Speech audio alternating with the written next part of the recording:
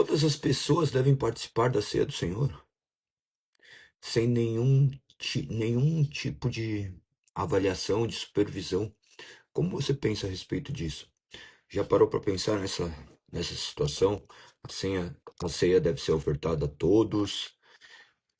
Como é o meio do qual as Sagradas Escrituras nos oferecem? Do que se trata os elementos da ceia? Observe que não se trata de coisa sem sentido, mas completamente supervisionada e direcionada pelas Sagradas Escrituras. Então, convido você a meditar mais um dia nesses aspectos tão fundamentais e elementares da fé.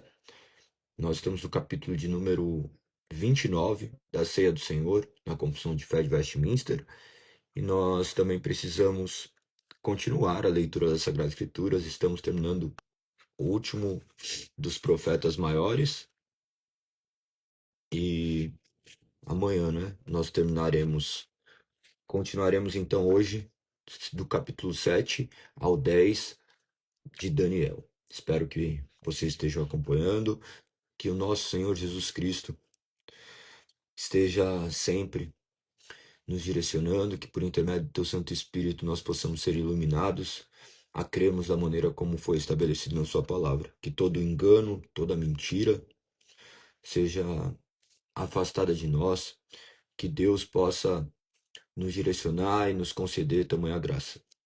Bom dia a todos. Vamos para mais um dia, mais uma oportunidade que nós temos de conhecer as Sagradas Escrituras. Capítulo de número 19 da Ceia do Senhor. Qual capítulo aponta para a Ceia do Senhor? Você consegue se lembrar? De cabeça, se perguntarem para você, qual é o capítulo que mais utilizam para mencionar acerca da Ceia do Senhor? Você se recordaria? Provavelmente não. A grande maioria não lembra, ainda que isso seja algo repetido constantemente. Nós vemos o quanto nós somos limitados em conhecimento, o quanto nós não buscamos conhecer aquilo que a Sagrada Escritura nos aponta. Eu peço que vocês sempre memorizem essas questões que nós abordamos aqui. Não para uma arrogância intelectual, mas para que saibam aonde está firmada a sua fé, para que você possa,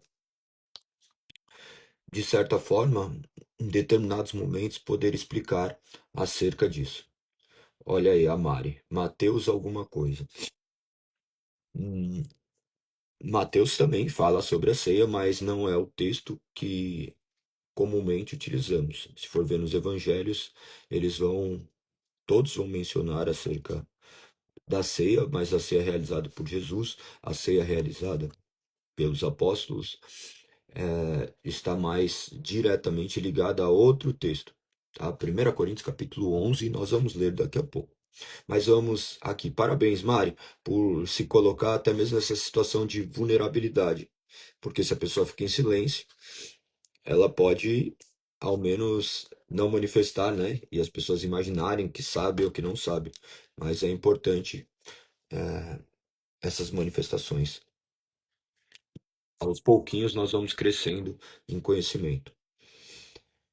Na noite em que foi traído, nosso Senhor Jesus instituiu o sacramento de seu corpo e sangue, chamado Ceia do Senhor, para ser observado em sua igreja até o fim do mundo, para ser uma lembrança perpétua do sacrifício que em sua morte ele fez de si mesmo, para selar os verdadeiros crentes, todos os benefícios provenientes desse sacrifício para o seu nutrimento espiritual e crescimento nele, e seu compromisso de cumprir todos os seus deveres para com ele, e ser um vínculo e penhor de sua comunhão, com ele e uns aos outros, e uns com os outros, como membros de seu corpo místico.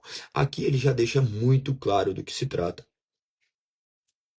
Aqui ele já vai utilizar os textos que são base elementares para isso, que estão ali em 1 Coríntios, conforme eu mencionei.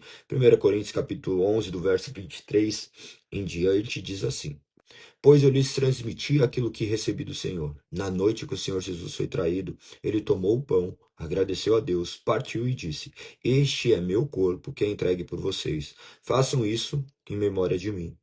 Da mesma forma, depois da ceia, tomou o cálice e disse: Este cálice é a nova aliança, confirmada com meu sangue. Façam isso em memória de mim, sempre que o beberem.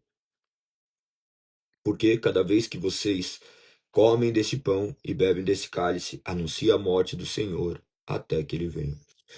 Então, 1 Coríntios capítulo 11, do verso 23 ao 26 é o texto base que sustenta aquilo que é feito tradicionalmente e instituído por Deus diante da ceia do Senhor. 1 Coríntios capítulo 10, verso 16 diz: Quando abençoamos o cálice à mesa, não participamos do sangue de Cristo, e quando partimos o pão, não participamos do corpo de Cristo. No verso 17 diz: Embora sejamos muitos, todos comemos do mesmo pão, mostrando que somos um só corpo. Verso 17, ou verso 21, perdão, ele continua dizendo: Vocês não bebem do cálice do Senhor e também do cálice de demônios. Não podem participar da mesa do Senhor e também da mesa de demônios. Aqui é muito sério esse verso, tá? 1 Coríntios capítulo 12, verso 13. Alguns de nós são judeus, alguns são gentios, alguns são escravos e alguns são livres, mas todos nós fomos batizados em um só corpo, pelo único Espírito, e todos recebemos o privilégio de beber do mesmo Espírito. Se nós lêssemos somente esse primeiro parágrafo com esses apontamentos, qualquer pessoa conseguiria ler e interpretar este texto, analisando do que de fato se trata. Nós temos esses textos para direcionar a nossa vida em comunidade. A Bíblia significa uma, uma compreensão daquilo que Deus haveria nos deixado. Então, a Bíblia nos direciona a compreendermos a forma como Deus requer ser adorado. Se você lê esse primeiro parágrafo, você conseguiria já entender esses pontos? Muitos lugares fazem isso de maneira completamente equivocada. Lembre-se que nós estamos num pensamento crescente aqui, utilizando o raciocínio que fizeram dentro da confissão de fé. Ele é um conhecimento progressivo. Primeiro nós vimos ali o que era a igreja. O que se tratava a igreja? O que é a igreja visível e invisível? Você se lembra disso? Se você não se lembra, você vai ter que voltar algumas ministrações antes. Então você vai ter que ler os artigos antes e você conseguirá ter essa clara compreensão. Alguns capítulos antes você já chegará nisso. Depois ele começa a falar dos sacramentos, ele começa a distinguir ali cada um dos dois sacramentos. Nós abordamos primeiro o batismo como a inserção das pessoas no corpo de Cristo e agora a ceia do Senhor, que pertencem única e exclusivamente ao corpo de Cristo. Aqui nós temos milhares de questões históricas que, que devem ser explanadas já, porque talvez vocês não saibam como aconteceu no passado, ou melhor, como acontece até hoje. A Igreja Romana, eles entendem que todas as vezes que participam da ceia, o corpo de Cristo é sacrificado novamente, um eterno sacrifício. E nós sabemos em Hebreus 10, 10, você já vai ver todas essas questões serem completamente sanadas. Cristo foi ofertado como sacrifício uma única vez. Se trata de um memorial, mas não desprovido também de qualquer espiritualidade. Nós cremos que há a presença espiritual de Cristo. Não se trata de uma mera recordação, mas sim de participarmos deste meio de graça ao qual o Senhor nos fortalece, ao qual vocês verão ao longo dessas explicações de maneira um pouco mais objetiva e mais clara e bem direcionada. Então, eles visavam retratar conforme as Sagradas Escrituras apontavam, o que é uma verdadeira heresia. Isso é chamado de transubstanciação que eles criam. Os elementos sendo transformados no corpo e no sangue de Cristo, o que nós não cremos de forma alguma. E isso emana das Sagradas Escrituras. Parágrafo de número 2. Parágrafo de número 2. Nesse sacramento, Cristo não é oferecido a seu Pai, nem de modo algum se faz um sacrifício para a remissão dos pecados dos vivos ou dos mortos. Tudo isso que está sendo dito aqui, ele aponta para uma realidade que acontecia na época, tá? As pessoas imaginavam que comer as tomar comer a ceia, participar da ceia era um sinal de ingresso na na comunidade, imaginavam de milhares de formas que ali poderia ser um momento já de deles manifestar, não manifestarem, mas eles ingressarem e serem misticamente transformados. Nós sabemos que, embora seja misticamente o agir do Espírito, existe toda uma ordem que foi estabelecida por Deus. Nós vemos ali aquelas pessoas crerem, serem batizadas e depois serem inseridas nesse corpo, porque aqueles que fazem parte do corpo são aqueles que são eventualmente batizados. Claro que vocês já sabem tudo isso, que nem todos que são batizados são de fato batizados, mas aí eles responderão próprias, pelas suas próprias escolhas diárias. Hebreus capítulo 9, verso 22 diz: De fato, segundo a lei, quase tudo era purificado com sangue, pois sem derramamento de sangue não há perdão. Aqui aponta para a questão do sangue de Cristo, para que você possa ter compreensão. As pessoas às vezes entram nas igrejas e não entendem o significado do sangue de Cristo, o porquê que deveria ser pago com sangue. Todas as purificações, nem todos, né? Mas a grande maioria dos rituais de purificação envolviam sangue, mas nós sabemos que tudo isso apontava para o sangue de Cristo vertido na cruz do Calvário. Creio que a maioria das pessoas, até que fazem parte de igrejas, não compreende do que se trata. Muitas músicas retratam isso, mas a questão é compreender do que se trata. Isso daí é de suma importância. Hebreus capítulo 9, verso 25 diz: Ele não entrou no céu para oferecer a si mesmo repetidamente, como o sumo sacerdote aqui na terra, que todos os anos entra no lugar santíssimo com o sangue de um animal. No 26 ainda continua dizendo: Se fosse assim, ele precisaria ter morrido muitas vezes desde o princípio do mundo, mas agora, no fim dos tempos, ele apareceu uma vez por todas para remover o pecado mediante a sua própria morte em sacrifício. Verso 28. Também Cristo foi oferecido como sacrifício uma só vez para tirar o pecado de muitos. Ele voltará não para tratar de nossos pecados, mas para trazer a salvação a todos que aguardam com grande expectativa. Então, a morte de Cristo uma única vez como suficiente sacrifício expiatório, cobrindo os nossos pecados de uma vez por todas. Seus pecados do passado, do presente e do futuro foram cobertos por Cristo. Isso não é uma licença para pecar, mas isso é para que você entenda o tamanho do sacrifício que foi feito pela sua vida. Continua o parágrafo 2, diz: Mas se faz uma comemoração daquele único sacrifício que ele fez de si mesmo na cruz, de uma vez por todas, e por meio dele uma oblação de todo louvor a Deus. Assim, o chamado sacrifício papal da missa é sobremodo ofensivo ao único sacrifício de Cristo, o qual é a única apropriação por todos os pecados dos eleitos.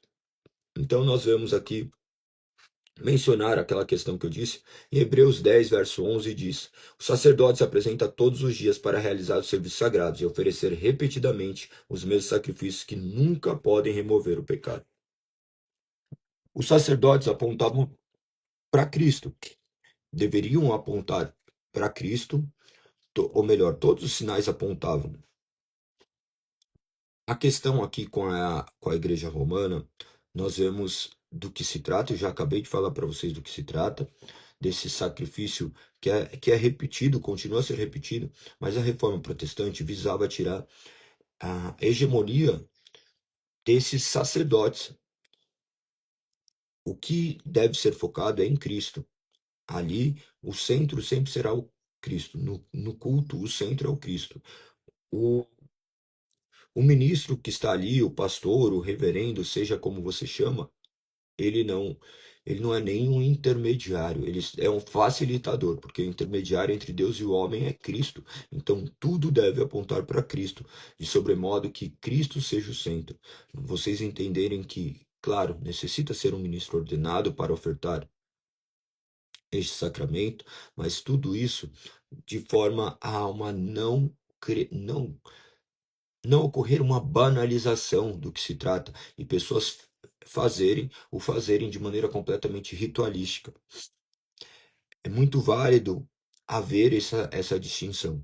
Embora você não vá enxergar dentro das Sagradas Escrituras de uma maneira, ó, faça um seminário teológico, faça isso, faça aquilo, mas nós vamos ver que todas as vezes que aconteciam determinadas coisas estavam por ora atrelado àqueles do qual Deus os chamou e os capacitou.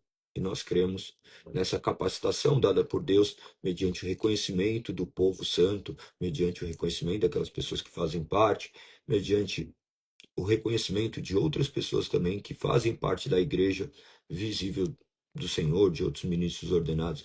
Então, isso é uma forma de mantermos os ensinamentos ainda de maneira alinhada com o que as Sagradas Escrituras dizem, para que não ocorra uma banalização daquilo que a palavra professa. E muitas pessoas são seduzidas por milhares de questões. Então, você deve ter conhecimento sobre as Sagradas Escrituras para que você não seja enganado. Uma frase que eu gosto de dizer muito: quem não pode errar sou eu. Então, pense muito bem a respeito disso. Não adianta você depois chegar e falar, ah, mas eu não sabia. Não, as Sagradas Escrituras está aí para seu livre exame, para que você possa ver e avaliar se o que tem acontecido de fato corresponde ao que foi ordenado nas Sagradas Escrituras.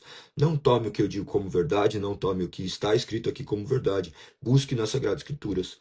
E se for verdade, que você não a negue. A verdade é verdade, independente da boca de quem sai. A verdade não está atrelada a uma pessoa, a um ser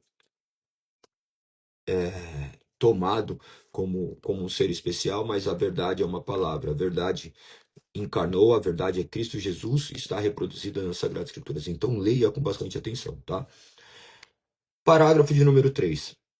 Nessa ordenança, o Senhor Jesus constituiu os seus ministros para declarar ao povo a sua palavra de instituição, ora abençoar os elementos, pão e vinho, e assim separá-los do uso comum para um uso sagrado, para tomar e partir o pão, tomar o cálice dele participando também. Dar ambos os elementos aos comungantes, que é comungantes, aqueles que participam da comunhão.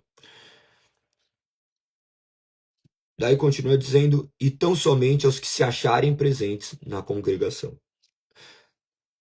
Aqui já deixa muito claro, limitado à congregação, de forma que aquelas pessoas que desejam comungar devem fazer parte ali daquele meio, estarem ali presentes. Algumas pessoas, alguns casos, as pessoas entendem por exceção de ter este momento ali em outros lugares, em levar para parentes. Isso daí é um tremendo de um erro, tá? Então, pense muito bem a respeito disso. Ah, mas tal pessoa está enferma, ela não vai participar da ceia do Senhor. Observe que a ceia é, um, é uma reunião, é a comunhão do corpo de Cristo. Aquela pessoa pertence ao corpo de Cristo. Se ela tomar a ceia ou não tomar, não vai afetar a sua participação. As pessoas criaram uma série de rituais em cima disso. Isso não faz a ceia ser menos ou mais importante. A ceia é a ceia. E a ceia é importante em todos os casos. Você deve frequentar todos os cultos. Você não deve frequentar somente no dia de ceia. Muitas pessoas deixam para ir à igreja somente no dia da ceia. O meio do qual é utilizado não se torna mais ou menos especial, tá? O dia que é feito não torna o dia mais especial. Todos os dias devem ser adorados e glorificar o nome de Deus todos os dias. Mas ali, a comunhão que existe mediante o partir o pão é algo que foi instituído pelo Senhor e você deve também se atentar a isso, da mesma forma que você deve julgar importante todos esses momentos. Então aqui nós já vimos e falamos um pouquinho já sobre isso, parágrafo de número 4. A missa particular ou receptação do sacramento por um só sacerdote ou uma só pessoa,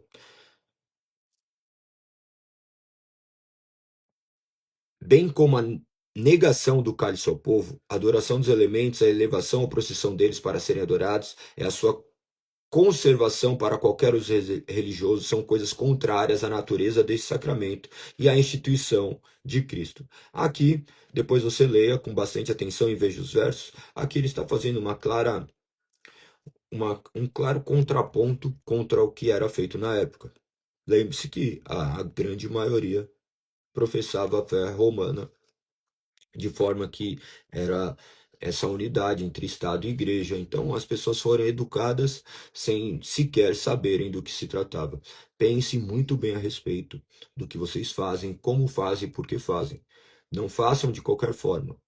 Os elementos da ceia não se transformam no corpo e sangue de Cristo.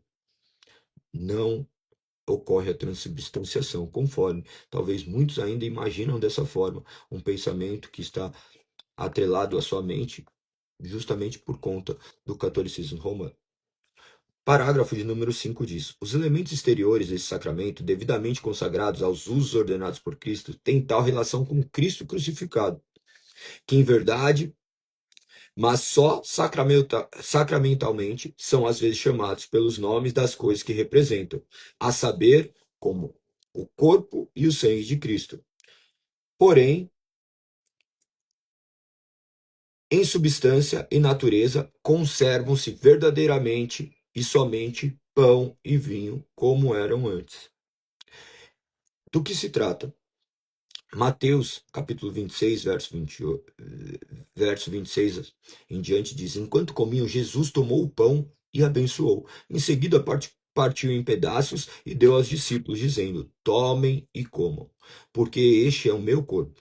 Então tomou o cálice de vinho e agradeceu a Deus. Depois entregou aos discípulos e disse: cada um beba dele, porque este é o meu sangue, que confirma a aliança. Ele é derramado como sacrifício para perdoar os pecados de muitos. Observe, perdoar os pecados de muitos e não de todos. O sangue de Cristo foi vertido na cruz do madeiro não para perdoar o pecado de toda a humanidade. Ele perdoou o pecado de muitos, daqueles que Deus elegeu desde antes da fundação do mundo, que infalivelmente virão a crer. Por isso que nós proclamamos o evangelho a toda criatura. Nós não sabemos aqueles que são salvos e aqueles que não são.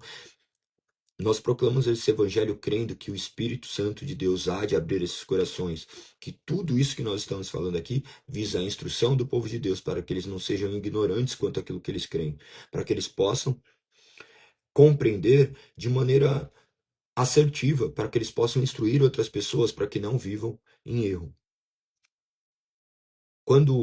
Quando ora pelos elementos, os elementos não se tornam de maneira sobremaneira especiais. Vocês estão vendo aqui que, embora chame-se pão e vinho, e por vezes é utilizado o corpo e o sangue, é apenas uma forma de se expressar para um memorial, para uma lembrança, recordação daquilo que foi feito, e lembrarmos que, da mesma forma que esses elementos alimentam o nosso corpo, espiritualmente nós somos alimentados pela graça do Senhor. Nós temos ali essa presença, onde a presença do Espírito de Deus, de Cristo, é completamente real e plausível.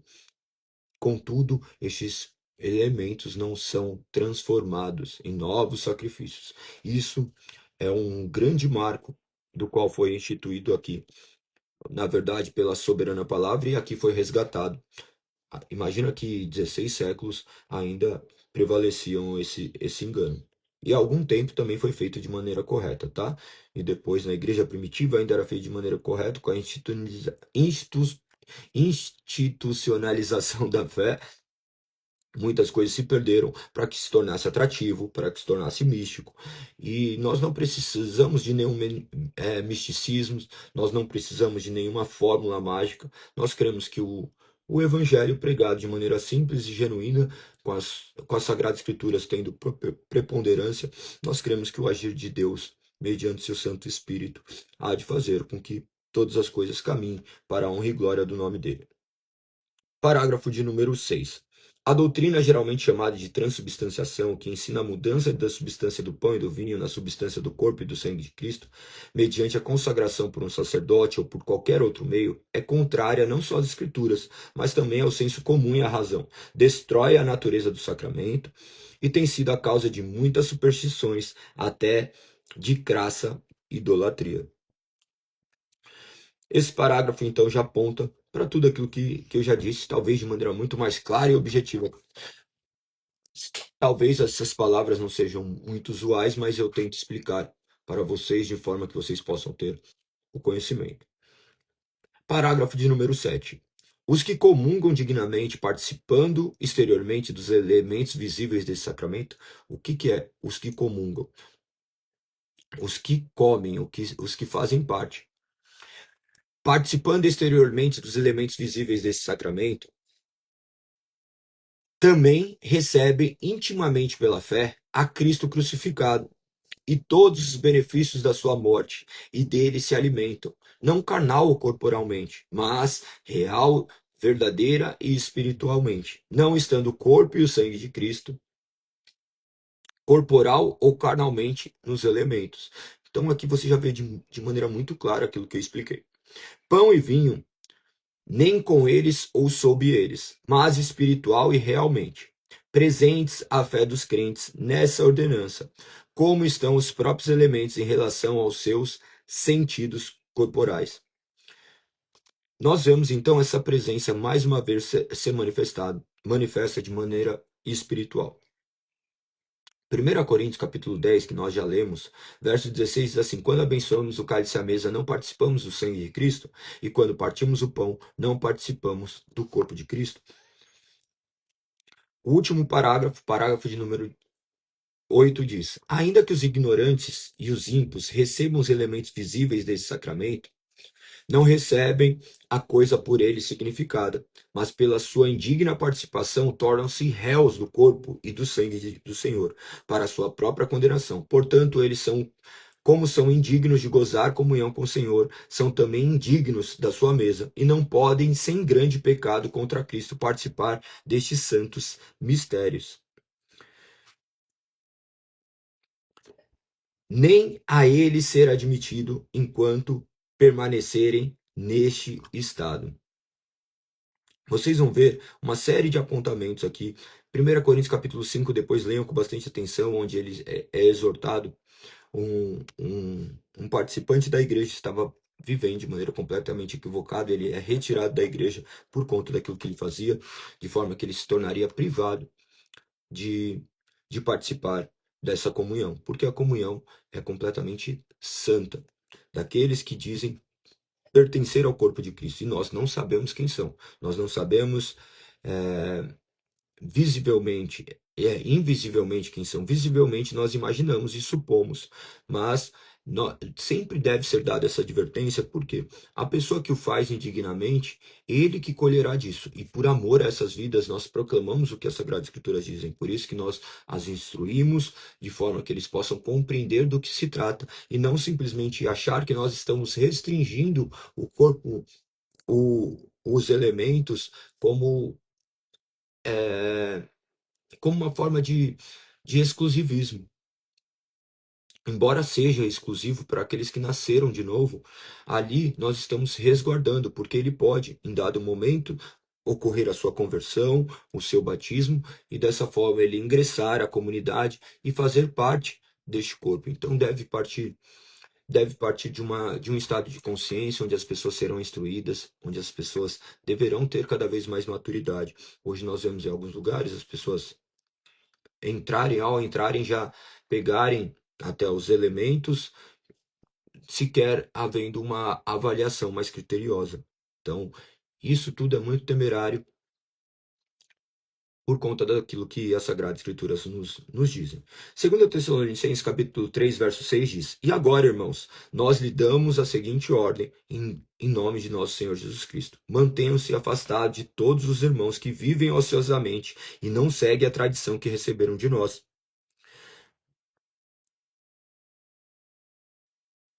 No verso 14, ainda diz: Observem, quem se recusa a obedecer aquilo que lhes digo nesta carta, afastem-se dele para que se sintam envergonhados. Verso 15: não o considere como inimigo, mas advirtam como irmão. Você vai ver ainda em Mateus capítulo 7, verso 6, não deem o que é santo aos cães, nem joguem pérolas aos porcos, pois os porcos pisotearão as pérolas e os cães se voltarão contra vocês e os atacarão.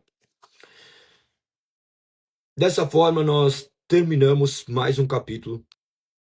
Espero que vocês tenham compreendido do que se trata. É algo de extrema importância, tudo é de extrema importância quando se trata das coisas de Deus, mas aqui é algo que tem sido profanado constantemente. Não há uma unidade de pensamento quanto isso, e pense que não é porque não manifeste uma unidade de pensamento que não existe uma verdade. Não existe uma unidade de fazer aquilo que as Sagradas Escrituras apontam. Esse é o termo correto. Então, a unidade de pensamento deveria estar atrelado às Sagradas Escrituras. Lembre-se disso, as Sagradas Escrituras deixam muito claro. Nós celebramos a ceia tal qual nós recordamos o que foi feito na Páscoa. A ceia do Senhor foi substituída pela Páscoa, o sacrifício do Cordeiro, do qual retira o pecado do mundo. Nós temos isso de maneira muito clara, que esse é um memorial da cruz, da comunhão com Cristo e a renovação da fé. Lembre-se disso. Creiam da maneira como as Sagradas Escrituras nos apontam, que nós possamos compreender do que se trata e entender essa presença espiritual de Cristo na sua igreja, nos sustentando, sabendo que tudo isso deve ser avaliado com muito critério. Observe como você tem feito, observe se você já ouviu falar disso. Todas essas instruções devem ser dadas a todos os membros, todos aqueles que participam da igreja deveriam saber disso. Talvez você tenha muito tempo de conversão e ainda não se atentou para isso. Mas claro que todas as coisas acontecem no devido tempo. Agora você se torna cada vez mais indesculpável diante da oferta dessa palavra, diante de tudo isso que tem sido dito. Você se torna cada vez mais responsável. Que você possa colocar em prática tudo que você tem ouvido e ler com bastante atenção para que o nome do Senhor seja glorificado. Perfeito? Eu já abordei ontem acerca das crianças, como isso se tratava. Então, creio que abordamos isso de maneira integral. Vamos para o nosso próximo ponto, que agora nós vamos ler os 4 capítulos de hoje. Os capítulos de hoje de Daniel. Maravilhoso Daniel, né? Vocês estão gostando de ler Daniel? Conseguiram entender? Agora aqui começa a retratar algumas visões de Daniel, que tem algumas simbologias, mas eles já são explícitos ali, de forma que você possa entender de maneira clara e não é uma questão subjetiva. Leia com bastante atenção o capítulo 7. Você vai ver que a partir do verso 5, ele continua dizendo: vi então uma segunda besta e ela se parecia com um urso, levantou-se sobre um dos lados e tinha a boca entre os dentes, 3 costelas, e lhe foi dito: levante-se, devore a carne de muitos. Em seguida, surgiu a terceira dessas bestas, que se parecia com um leopardo, e tinha 4 asas, de ave nas costas e 4 cabeças, e lhe foi dado grande autoridade. Então, na minha visão naquela noite, vi uma quarta besta terrível, assustadora e muito forte.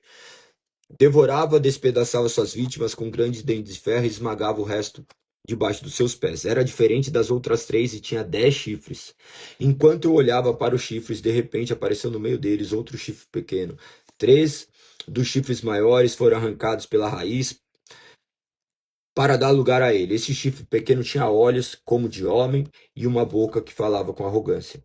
Enquanto eu observava, foram colocados alguns tronos, e o ancião sentou-se para julgar. E continua dizendo, a partir do verso 11, você vai ver outras questões que vão revelar Cristo. Aqui tem uma série de questões, vocês vão ver daí, vocês vão ter que entender eram os povos que estavam ali, o povo, o Medo e o Persa, a Grécia, a Roma e a Babilônia. Os 4 povos preponderantes estão apontando para isso. E aqui também vocês vão ver a partir do verso 8 essa questão que está muito atrelado ao papado, tá? Ao romanismo, como também dali a instituição do, do anticristo. Olhem com bastante atenção, se vocês quiserem mais informação, depois começa a meditar. 2 Tessalonicenses capítulo 2, verso 34 e Apocalipse 13, do verso 9 ao 19, você vai ver que está intimamente ligado a essas questões. Leia com bastante atenção, busque informações e chegue às suas conclusões. Historicamente, isso foi defendido pelos reformadores, tá? A partir do verso 11, você vai ver Cristo ser manifesto de maneira clara por intermédio dessas escritas. Verso 11: Continuei a observar, pois podia ouvir palavras arrogantes do pequeno chifre. Fiquei olhando até que a quarta besta foi morta, e seu corpo destruído e lançado ao fogo. Lembre-se que o fogo sempre está atrelado a essa questão de destruição. Alguns raros casos, como a purificação, atrelado ao ouro sendo purificado, mas nós vemos o fogo estar ali atrelado a essa questão de consumação e destruição. Então foi tirada a autoridade das outras bestas, mas elas tiveram permissão de viver por mais algum tempo. Verso 13. Depois, em minha visão, naquela noite, vi alguém semelhante a um filho de homem, vindo com as nuvens do céu. Ele se aproximou do ancião e foi conduzido à sua presença. Recebeu autoridade, honra e soberania, para que povos de todas as raças, nações e línguas lhes obedecessem. Seu domínio é eterno, não terá fim. Seu reino jamais será destruído. Então nós vemos de maneira muito clara e vemos isso manifesto na pessoa do nosso Senhor Cristo Jesus. Aqui, a partir do verso 15, vocês vão ver essas explicações e daí você vai ver que chega naturalmente a essas conclusões. Olha o que diz o verso 17. Essas quatro grandes bestas representam quatro reinos que surgirão na terra. No final, porém, o reino será entregue ao povo santo do Altíssimo e eles dominarão para todo sempre. Depois, verso 23, depois ele me disse, a quarta besta é o quarto reino que dominará a terra e será diferente de todos os outros. Devorará o mundo inteiro, pisoteará, esmagará tudo que estiver em seu caminho. Seus 10 chifres são 10 reis que governarão esse império. Então surgirá outro rei, diferente dos 10 que subjugará 3 reis. Ele desafiará o Altíssimo e oprimirá o povo santo do Altíssimo. Tentará mudar suas festas sagradas, suas leis, e eles serão colocados sob o controle dele por um tempo, tempos e meio tempo. Verso 27 diz: Então serão dados ao povo santo Altíssimo a soberania, o poder e a grandeza de todos os reinos debaixo dos céus. O reino do Altíssimo permanecerá para sempre, e todos os governantes o servirão e lhe obedecerão. Observe que a história não é controlada por eventos humanos, mas sim por Deus, aquele que decretou todas as coisas desde o início e fará com que todas as coisas aconteçam conforme sua soberana vontade para que o seu desejo seja realizado. Embora você seja 100% responsável, Deus continua sendo 100% soberano. Como lidar com essas questões? Somente Deus para te explicar na eternidade, mas nós não podemos também desvincular a responsabilidade humana da soberania divina. Capítulo 8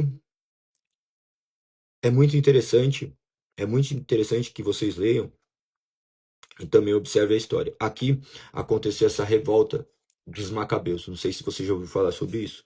Depois pesquise e você vai enxergar ali.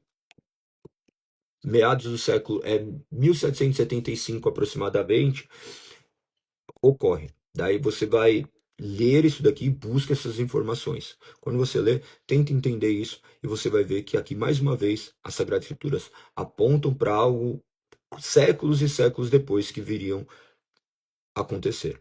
A partir do verso 10 diz assim: Seu poder chegou aos céus, onde atacou o exército celestial, lançou à terra alguns dos exércitos e algumas das estrelas e os pisoteou. Verso 11. Chegou a desafiar o comandante do exército celestial, ao suspender os sacrifícios diários oferecidos a ele e destruir seu templo. Lembre-se, quando aconteceu essa revolta dos Macabeus, Vocês vão ver que o altar de Deus foi profanado, sacrificando até mesmo um animal impuro, um porco. Olha lá e vocês vão ficar impressionados com tudo isso, não dá tempo de explicar tudo. Ao exército celestial não foi permitido reagir a essa rebelião, portanto o sacrifício diário foi interrompido e a verdade derrotada. O chifre teve êxito em tudo que fez. Leia com, leia com bastante atenção e busque esses apontamentos, tá? Aqui, mais uma vez, ocorrendo a explicação acerca, acerca dessa visão. E a primeira menção de um anjo ocorre aqui, tá? Do nome de um anjo. Muito interessante esse fato. Verso 15. Enquanto eu, Daniel, tentava entender o significado dessa visão, alguém parecia um homem parou diante de mim. E ouvi uma voz humana vinda do rio Ulai gritar: Gabriel, explica a este homem o significado da visão. Quando Gabriel se aproximou de onde eu estava, fiquei tão aterrorizado que me prostrei com o rosto no chão. Ele me disse: Filho do homem, você precisa entender que os acontecimentos da visão se referem ao tempo do fim. Enquanto ele falava, desmaiei e caí com o rosto no chão. Gabriel me despertou com um toque e me ajudou a ficar em pé. Observe que hoje essas questões de caírem no chão, se jogarem, está mais atrelado a questões de sensoriais do que propriamente ditas de agir do espírito. Tome muito cuidado quanto a esse emocionalismo. Você vê pessoas ali estarem completamente tomadas por ambientes sugestionáveis. Você vai ver que as coisas que acontecem hoje dentro de igrejas, muitas coisas são sugestionáveis. Então presta muita atenção quanto a isso, que a palavra seja seu esconderijo, seu refúgio. Muitas coisas que acontecem não fazem parte das coisas de Deus, são meras invenções humanas e por vezes até diabólicas, tá? Preste muita atenção quanto a essas questões.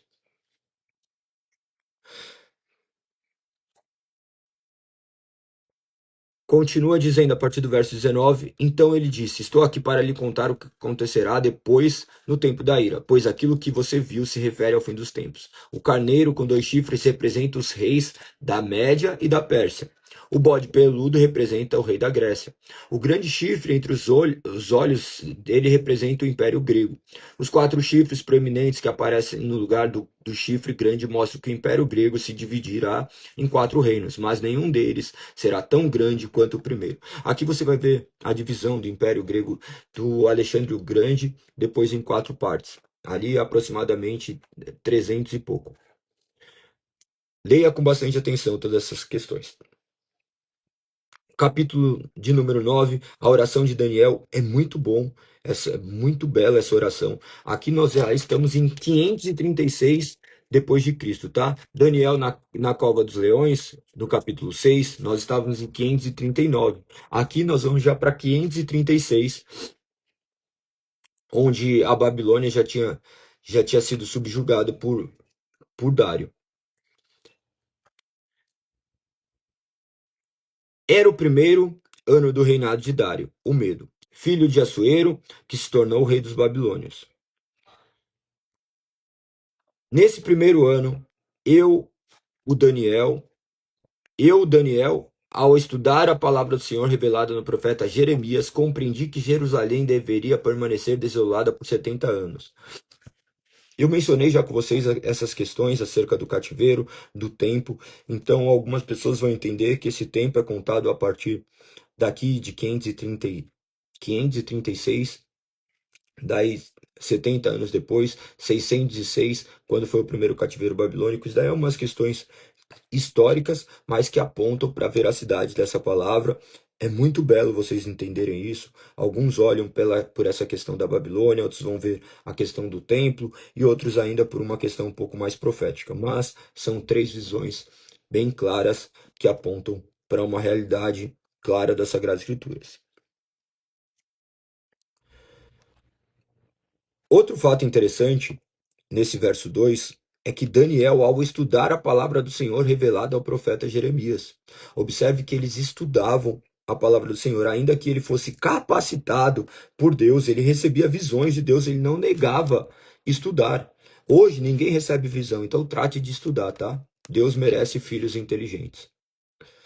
ou melhor, Deus faz filhos inteligentes, porque a inteligência também não provém de nós. Que nós possamos clamar ao Senhor para que possamos conhecer as suas sagradas escrituras.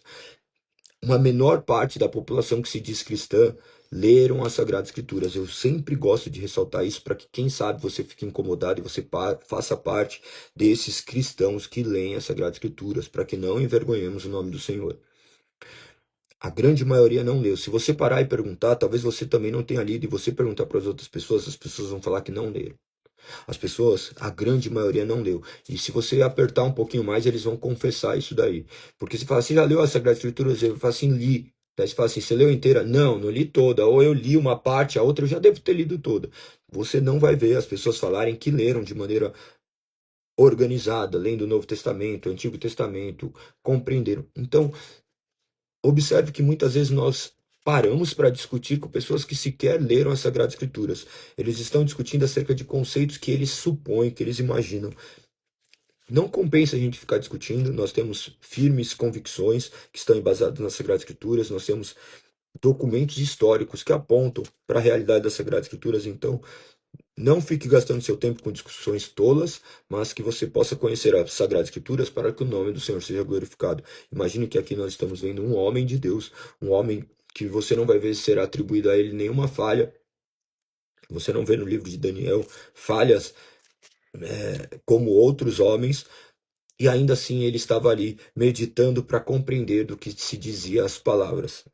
É muito belo enxergar por essa realidade, que você também possa enxergar dessa forma. A oração, a oração de Daniel é maravilhosa, eu vou até ler. Observa que ele volta para o Senhor em oração e jejum. Aqui, o jejum dele, o jejum dele era jejum, jejum. Não existe outro jejum. Jejum é abstenção de comidas. Algumas pessoas, eu já falei com vocês acerca disso, do jejum de Daniel. Não existe jejum de Daniel ali no primeiro capítulo, quando é mencionado. Isso daí é mera criação humana, tá? Então leiam e interpretem e tirem conclusões por vocês mesmos. Pesquise aí o que é jejum. Você vai ver que ainda é um grande problema também, porque você vai procurar na internet, a internet é terra de ninguém, você vai colocar e tem pessoas que falam para você fazer jejum de rede social. Então é um caos. Verso 4. Orei ao Senhor, meu Deus, e confessei. Ó Senhor, és Deus, grande e temível. Tu guardas tua aliança de amor leal para os com os que te temam, para os com os que te amam, e obedece aos mandamentos. Contudo, nós pecamos e fizemos o mal. Essa deveria ser a nossa oração, tá? Essa deveria ser a nossa oração. Contudo, nós pecamos e fizemos o mal. Fomos rebeldes contra ti, e desprezamos teus mandamentos e estatutos. Este é você e eu. Nós somos esses. Não demos ouvidos a teus servos, os profetas, que falaram em teu nome, os nossos reis, príncipes, antepassados e a todo o povo da terra. Observe que ele orava aquilo que ele vivia. Ele se colocava naquela questão. Não demos ouvidos a teus servos. Ele colocava que ele também não havia dado ouvido. Ele se incluía no meio, ele não se julgava especial. E nós também deveríamos não nos julgarmos especiais, porque sabemos que nós somos salvos mediante a graça do Senhor Jesus, que nós somos esses que mereciam ser punidos, condenados, mas por intermédio de Cristo Jesus, nós somos salvos. Nós devemos meditar no que as Sagradas Escrituras nos apontam, porque nós sabemos que eles falaram da parte de Deus para a glória de Deus, que nós não vivamos uma religião completamente ritualística. Muitas pessoas estão vivendo essa religião meramente porque alguém falou para ele e ele aprendeu a falar um jargão cristão, mas ele não tem zelo com as Sagradas Escrituras, ele não frequenta culto, ele não tem comunhão, ele não serve os seus irmãos. Então observe que é completamente antagônico, oposto ao que as Sagradas Escrituras dizem. Se você talvez viva dessa forma, que você se arrependa e possa buscar esclarecimento no Senhor. Se isso te ofende, que bom que te ofende, porque a sua maneira de viver também ofende o Senhor. Então pensa com muito carinho a respeito disso, porque o Senhor é justo e santo e ele nos direciona a vivermos de maneira que o nome dele seja glorificado. Verso 7. Senhor, tu és justo, mas como vês, nosso rosto está coberto de vergonha. Todos estamos envergonhados, incluindo habitantes de Judá, de Jerusalém e de todo Israel. Espalhamos em lugares próximos e distantes, para onde tu nos enviaste por causa de nossa rebelião contigo. Observe que ele não atribui a culpa a algum outro ser. O diabo está fazendo isso. Ele fala assim, o Senhor nos espalhastes por conta da nossa rebeldia. Então, nós não podemos ficar associando, mas está acontecendo tal coisa porque o diabo está me destruindo. Você muitas vezes é seu próprio causador de destruição. Então, pare de culpar outras questões, assuma a responsabilidade pela sua vida, faça aquilo que é correto, glorifique o nome do Senhor, resista o diabo e ele se afastará de vós. Essa é a realidade. Que você possa compreender o que as Sagradas Escrituras dizem. Deus é soberano sobre todas as coisas. O mal, o diabo é um cachorro na coleira de Deus, como já foi dito historicamente, isso está registrado na história, essa frase que retrata uma verdade. O mal não tem poder de nos subjugar, senão mediante a vontade soberana de Deus. Tudo que tem acontecido em nossas vidas visa glorificar a Deus. Alguns contratempos visam nos fortalecer para que possamos glorificar o nome do Senhor, que nos chamou das trevas para a maravilhosa luz. Então você vê aqui ele colocar essa soberania de Deus e se curvar diante dessas questões. Verso 8 diz: Ó Senhor, nós, nossos reis, príncipes e antepassados, estamos cobertos de vergonha porque pecamos contra ti. Você já parou e olhou e falou assim: Senhor, eu pequei contra ti? Você olha e fala assim: Senhor, eu tenho negligenciado as suas coisas, eu não tenho feito conforme o Senhor tem ordenado, eu tenho envergonhado o teu santo nome. Senhor, me perdoe. Você tem vivido dessa forma? Pense muito bem a respeito disso. Verso 9. Mas o Senhor, nosso Deus, é misericordioso e perdoador. Embora tenhamos nos rebelado contra ele, não obedecemos ao Senhor nosso Deus, pois não seguimos as leis que ele nos deu por meio de seus servos, os profetas. Todo Israel desobedeceu às suas leis, desviou-se, não quis ouvir a tua voz.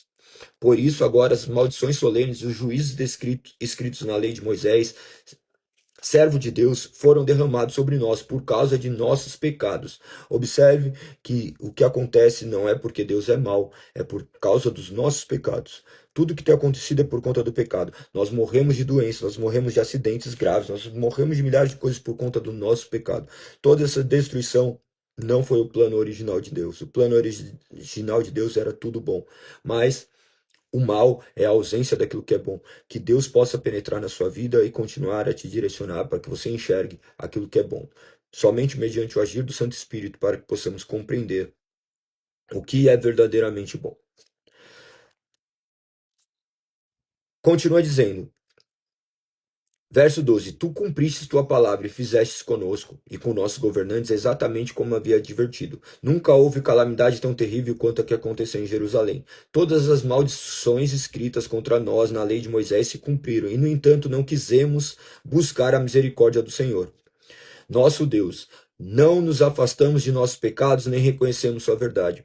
Nós deveremos viver dessa forma. Nós deveremos clamar ao Senhor, buscarmos no Senhor compreensão, se arrepender, para que possamos viver de maneira que o nome dele seja glorificado, que o Espírito possa penetrar nosso coração e nos conduzir a uma verdadeira adoração. Verso 14 diz: Portanto, o Senhor trouxe sobre nós a calamidade que havia preparado. O Senhor nosso Deus foi justo em fazer todas essas coisas, pois não lhe obedecemos.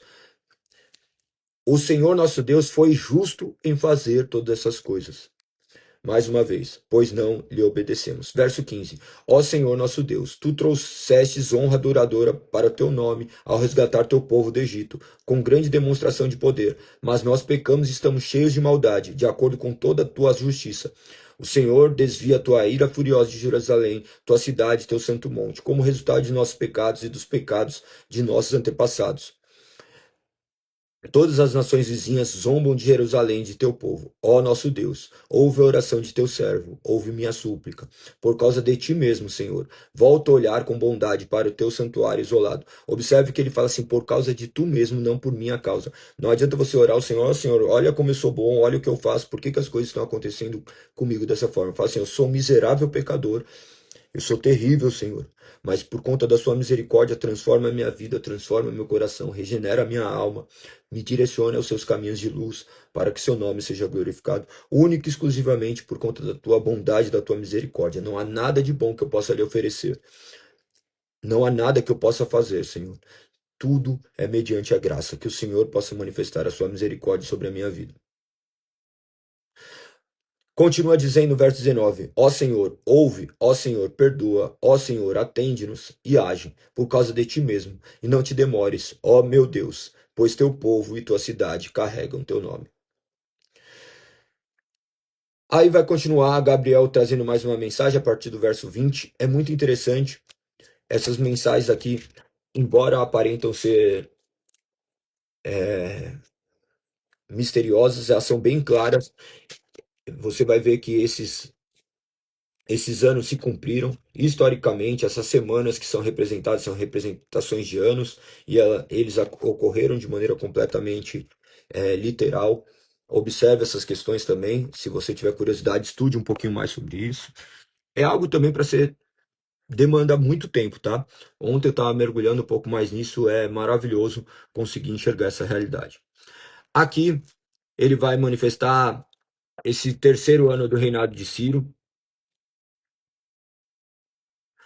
também o rei da Pérsia. Veja com bastante atenção esse capítulo 10, onde ele tem outra visão. Daí ele vai ver essa visão, veja essas questões, leia com bastante atenção. Ele termina mais uma vez aqui dizendo, é muito interessante também falar para você fazer algumas analogias com Paulo do que aconteceu aqui com Daniel, tá? Leia e olhe sob essa perspectiva do que aconteceu com Paulo e talvez você enxergue de maneira bem bela o que está escrito aqui. A partir do verso 17 diz: Como é possível alguém como eu, seu servo, falar com meu senhor? Minhas forças se foram e mal consigo respirar.